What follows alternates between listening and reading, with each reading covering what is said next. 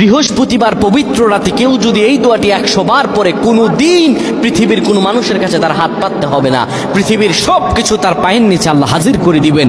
দারিদ্রতা থেকে মুক্তি দান করবেন, বিপদ আপদ থেকে মুক্তি দান করবেন, তার সম্মানকে সুউচ্চতা দান করবেন, অসুস্থতা থেকে দূরে রাখবেন। আল্লাহর অশেষ দয়া ও রহম তাকে দান করে দিবেন। সুবহানাল্লাহ। বৃহস্পতিবার রাত এটি গুরুত্বপূর্ণ রাত। এই রাত সপ্তাহে একদিন আসে। আরবিতে রাত আগে আসে, দিন পরে আসে। সুতরাং বৃহস্পতিবারের যে দিন গিয়ে রাত, এটি বৃহস্পতিবার রাত নয়, এটি শুক্রবারের রাত, এটি জুমাবারের রাত, এটি দোয়া কবুলের রাত, আল্লাহর কাছাকাছি হওয়ার রাত। সুবহানাল্লাহ। এই বৃহস্পতিবার রাত আল্লাহ তাআলা বান্দার দোয়া কবুল করেন।